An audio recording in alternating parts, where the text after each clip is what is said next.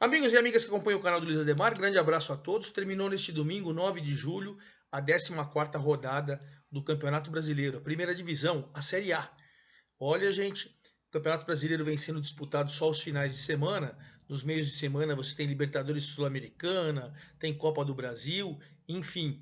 Aí você vai jogando uma vez por semana nos estaduais. Quem não está jogando Libertadores, Copa do Brasil, Sul-Americana acaba tendo vantagens para poder treinar e tal, mas de qualquer maneira a ponta da tabela não muda. E pelo contrário, o Botafogo vai disparando, vai conquistando resultados expressivos. Já tinha vencido o Palmeiras, que era o vice-líder, no Allianz Parque em São Paulo. E neste domingo, encerrando essa 14ª rodada, ganhou do Grêmio, que era o vice-líder, lá na Arena do Grêmio, em Porto Alegre, e por 2-0. Moral da história, o Botafogo, que era o primeiro colocado, tinha 7 pontos a mais que o Grêmio. Agora ele tem 10 pontos a mais que o Flamengo, que pelo saldo de gols é o novo segundo colocado, e 10 pontos também em cima do Grêmio. Ou seja, a gente está na 14ª rodada, faltam 5 para a gente terminar o turno. Ou seja, faltam 15 pontos em disputa para terminar o turno. O Botafogo tem 10 de vantagem, ele pode ser o campeão simbólico, né? Simbólico, porque é turno e retorno, mas pode ser o campeão simbólico do turno com daqui 2 rodadas, mesmo faltando 5 para terminar esse primeiro turno. Olha que vantagem expressiva. O Flamengo que empatou com o Palmeiras ontem, no sábado, no Allianz Parque, e prejudicado pela arbitragem. O Palmeiras reclamou muito que foi prejudicado pela arbitragem na última rodada, mas o Flamengo tem direito de reclamar também. Mas com o mesmo empatando, ele foi a 26 pontos, os mesmos 26 do Grêmio.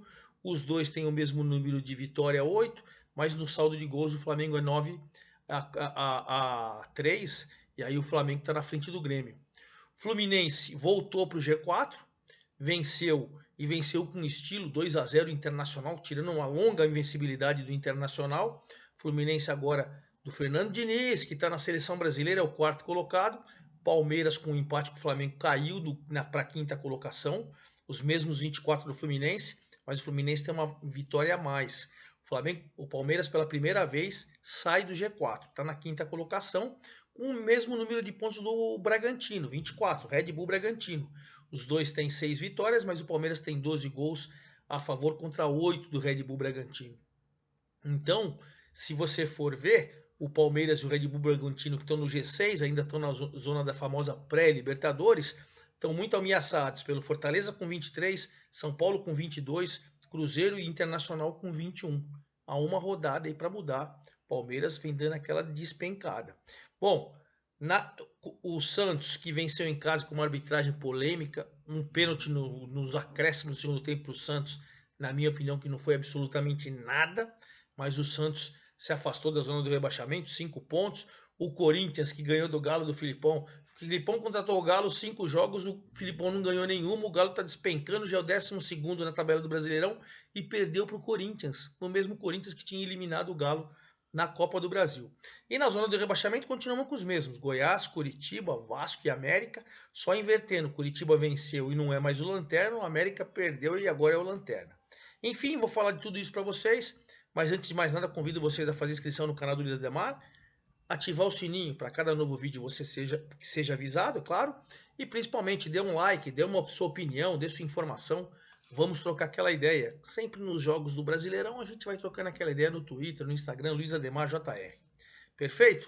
Então vamos começar com esse jogo, o último, né, deste domingo, que encerrou essa 14ª rodada, uma vitória expressiva, viu? E o Grêmio não jogou mal. O Grêmio não jogou mal, entendo até que no primeiro tempo, apesar do equilíbrio, da marcação forte, o sistema defensivo do Botafogo é muito consistente, é muito competente, mas o Grêmio criou algumas boas oportunidades, teve chance, parou ou no goleiro ou na zaga do Botafogo e tal, mas o Grêmio tinha as melhores oportunidades.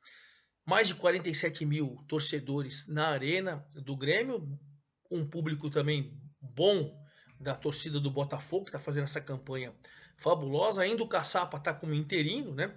Interino. E aí o Eduardo, aos 29 do segundo tempo, quando o Grêmio era pressão, pressão, pressão, pressão, parecia que ia sair o gol do Grêmio, cruzamento da direita, o Eduardo aparece e faz 1-0 aos 29 minutos.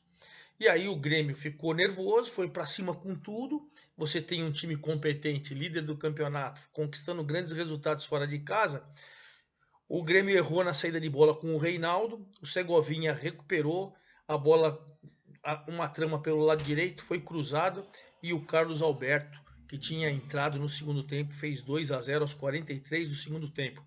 Botafogo, super líder, 10 pontos de vantagem, jogando o Grêmio de vice-liderança para a terceira colocação, abrindo 10 pontos, eram 7, abrindo 10 e tirando uma invencibilidade de 23 jogos do Grêmio em sua arena. 23 jogos. Olha como é expressiva essa vitória.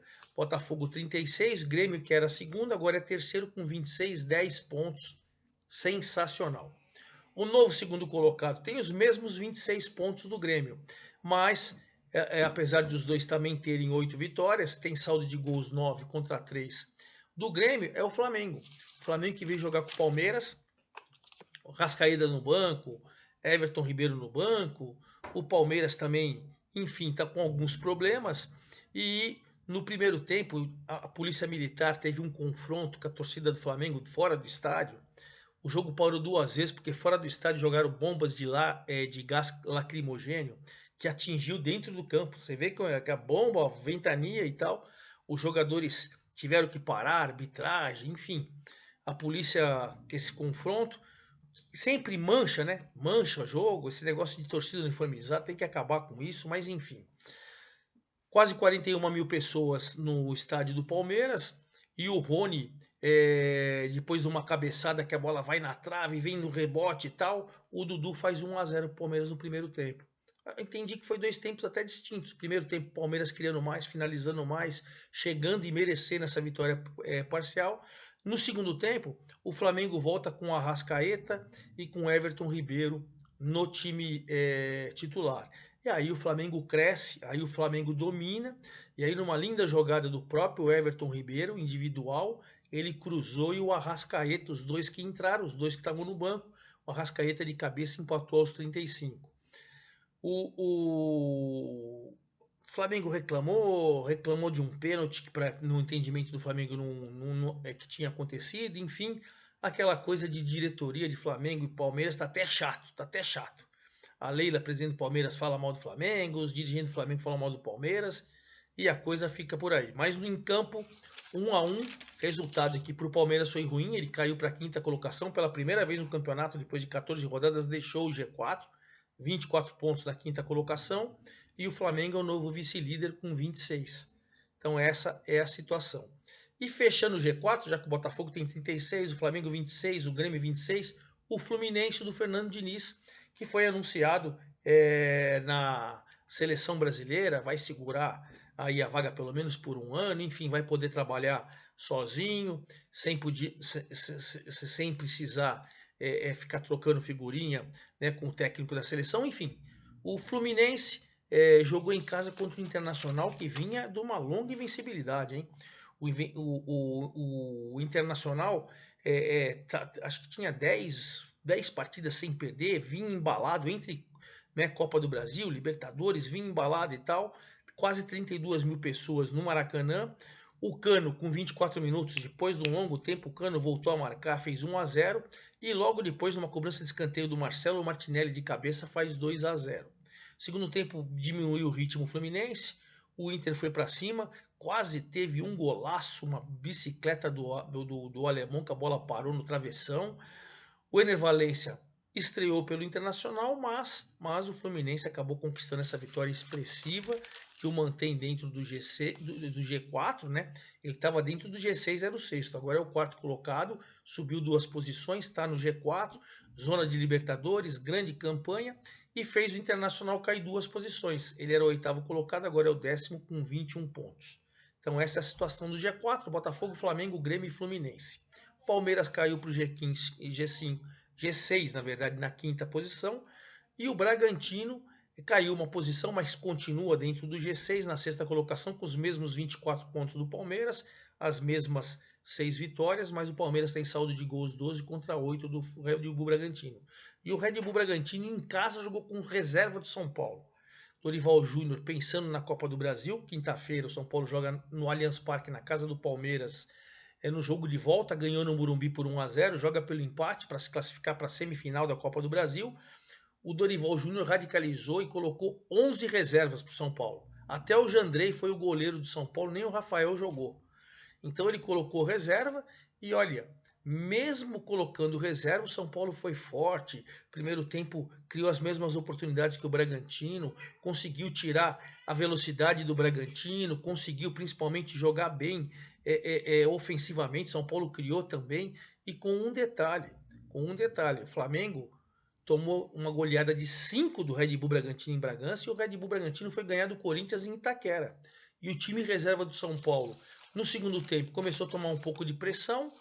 Aí o Dorival chegou a colocar o Rato em campo, chegou a colocar o Arboleda em campo, e o Pato estreou pelo São Paulo pela primeira vez. Faltando uns 15 minutos mais ou menos, o Pato entrou. O Belém, né, a zaga do São Paulo todinha, Natan, Belém, Diego Costa e o Patrick, os quatro da linha defensiva do São Paulo eram de Cotia. Então o Belém foi o melhor em campo, jogou demais o zagueiro do São Paulo. O São Paulo criou várias oportunidades, uma delas o David, era só rolar pro Juan, que o Juan faria 1-0, ele meteu um bico para fora, enfim. Quase 10 mil pessoas lá em Bragança Paulista, a torcida do São Paulo também compareceu em grande número e acabou 0-0. Ponto importante para o São Paulo com o time reserva. Ele caiu uma posição, era sétimo, mas agora é o oitavo com 22 pontos, mas está a 2 do Bragantino e do Palmeiras. Está a 2 do G6. Então, campanha boa. O Bragantino caiu uma posição, é o quinto, é o sexto, agora era o quinto, agora é o sexto. Então ele está ali também no G6. Boa campanha do Bragantino também. O sétimo colocado é o Fortaleza, que também agora à noite, neste domingo, no mesmo horário que o Grêmio perdeu do Botafogo por 2-0, o Fortaleza ganhou do Atlético Paranaense por 1-0. Jogo duro, jogo parelho, jogo com poucas oportunidades de gols, muita marcação, mas no finalzinho o Pikachu fez o gol da vitória do Fortaleza, que chegou agora a crescer na tabela de classificação, né? O Fortaleza era o 11º, subiu para a 7ª colocação com 23 pontos, a 1 do G6, e dá para a gente falar também a 1 do próprio quarto colocado Fluminense, a 3 de Grêmio e Flamengo, outra bela campanha do Fortaleza, que tem 23 pontos, e o Atlético Paranaense desabou, 11º, mas tem 20 pontos, ele está a 4 do G6, então a campanha não é ruim, né? Principalmente depois da saída do Filipão, o Paulo Turra foi demitido, aquela coisa toda, mesmo sem treinador, sem uma coisa fixa, o Atlético está ali na briga, embora tenha caído 2 posições. Se o Fortaleza é o 7º com 23, o São Paulo, como eu falei para vocês, é o 8º com 22. Quem vem crescendo novamente é o Cruzeiro com 21, subiu 3 posições, é o 9º colocado. E 9º colocado depois de fazer uma partida brilhante contra o Vasco em São Januário. O Vasco sem torcida, o Vasco com o interino William Batista, o Vasco que não sabe quem vai contratar como treinador, e o Cruzeiro que vem melhorando, né, vem criando.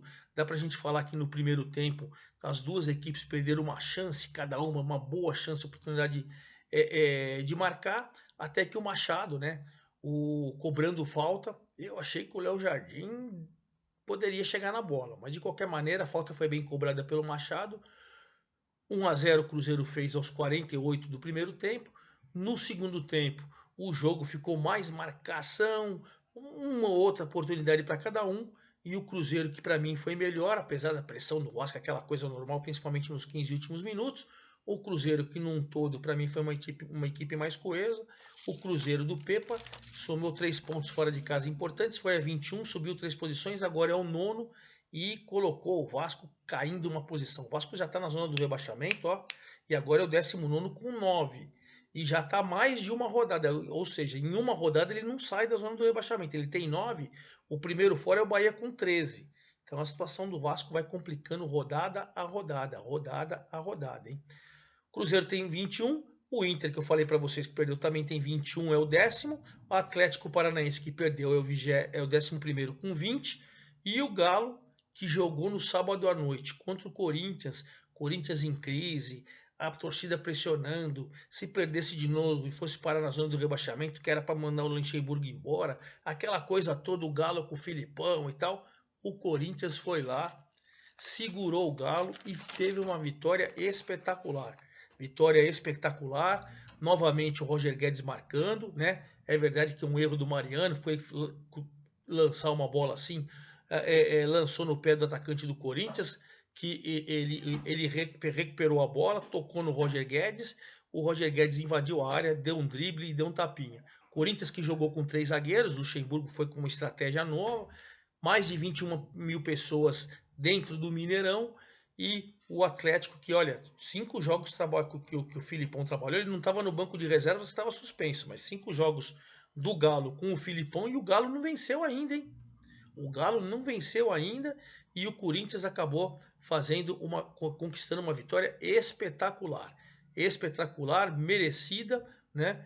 E aí o Corinthians deu aquela aliviada na zona do rebaixamento, ele subiu uma posição, tem 15, agora abriu 4 pontos do Goiás. Deu uma respirada em relação à zona do rebaixamento, mas é o 15º ainda. O Galo caiu 2 posições, é o 12º com 20, situação crítica. Já quem venceu também se afastou da zona do rebaixamento foi o Santos, com a Vila Belmiro vazia, também assim como o Vasco punido. O Santos que agora vai ter 8 jogos, 150 quilômetros distante de Santos, não vai poder jogar em São Paulo. Ou seja, o Santos também numa situação complicada, ganhou do Goiás por 4-3. Mas olha, eu vi esse jogo inteiro. Primeiro tempo, o Santos começou em cima, né? O Santos começou com o Marcos Leonardo fez 1-0 com 15 minutos, com o Marcos Leonardo fez 2-0 com 30 minutos, estava melhor, estava em cima, enfim. Aí o Goiás com o Guilherme, que estava estreando, fez 2-1 no primeiro tempo. Veio o segundo tempo, o Mendonça num contra. Ou no primeiro tempo, ainda na reta final, já nos acréscimos no primeiro tempo, o Mendonça num contra-ataque espetacular fez 3-1 para o Santos. Vitória no primeiro tempo tranquila, merecida e tal, até o pênalti que deram ali para o Guilherme fazer o gol do Goiás. Eu não concordei muito, mas enfim. Aí veio o segundo tempo, o Guilherme no chute de fora da área espetacular fez 3-2. E aí o João Magno, que estava estreando no Goiás, tinha acabado de entrar, aos 35 fez 3-3. Aí eu entendi que o tal do Arleu, que já tinha dado um pênalti esquisito pro Goiás, estragou o jogo, deu um pênalti, assim, do Halter, o zagueiro do Goiás, em cima do zagueiro do Joaquim dos Santos, numa bola alçada na área, nem estavam os dois em disputa. O VAR ainda chamou para falar para ele, ó, não foi pênalti. Ele olhou e falou, não, acho que foi pênalti. Sim. Acho que ele cometeu um erro criminoso, até porque nos acréscimos do segundo tempo. Enfim, o Mendonça não tem nada a ver com isso, foi lá e cobrou aos 48 e o Santos ganhou por 4-3. O Goiás não deu entrevista coletiva, mandou o Arley, o seu diretor de futebol, aquele ex-goleiro que agora é dirigente do Goiás, falar que vai protestar na CBF, que é uma vergonha o que está acontecendo. Acho que foi uma vergonha mesmo. De qualquer maneira, o Santos não tem nada a ver com isso, somou 3 pontos, foi a 16, 13º, subiu uma posição, abriu 5 do próprio Goiás, que está na zona do rebaixamento, e o Goiás segue em 17º na zona do rebaixamento, a 2 do Bahia, né? A 2 do Bahia, mas numa situação complicada. Complicada mesmo. O Santos tem 16, é o 13º, quem tem 16 também, mas nos critérios é o 14º, é o Cuiabá. Né? O Cuiabá que acabou empatando em casa no sábado, quase 11 mil pessoas, hein? Cuiabá 1, Bahia 1. O Cafu sobrou um pênalti do Chaves, o Daverson cobriu com a penalidade e fez 1-0. Depois, no segundo tempo, num cruzamento do Ryan, o zagueiro Alain Imperiur acabou marcando contra e o empate acabou deixando o Goiás tranquilo ali, com 16 pontos, a 5 da zona de rebaixamento, né? Embora ele era 13º, agora virou 14º. E o Bahia em situação delicada, 16º, caiu uma posição, tá 2 da zona do rebaixamento, hein? Muito ruim a campanha do Bahia, muito ruim. E finalizando, o Curitiba deixou a zona de rebaixamento agora para o América, os dois se enfrentaram e em Curitiba o América chegou a fazer 1-0, hein? O América, aliás, o Juninho está numa fase espetacular, com 7 minutos do jogo, o América fez 1-0. Mas o Aleph Manga cobrando o pênalti e o Robson viraram no primeiro tempo, com 25 mil pessoas quase no Couto Pereira. No finalzinho, o lateral esquerdo Vitor Luiz fez 3-1. O Curitiba finalmente venceu com uma margem boa, 3-1 em cima do América, saiu da zona do rebaixamento, mas ainda continua na zona, saiu na lanterna, né? mas ainda segue na zona do rebaixamento. Ele era o 20º, agora ele é o 18º com 10, mas já está a 3 do Bahia, já começa a sonhar em sair. E o América com 9 pontos, agora é o novo lanterna, situação complicada, mas seguem Goiás, Curitiba, Vasco e América sendo os times que estão na zona do rebaixamento. Tiquinho Soares é o artilheiro do campeonato, não marcou.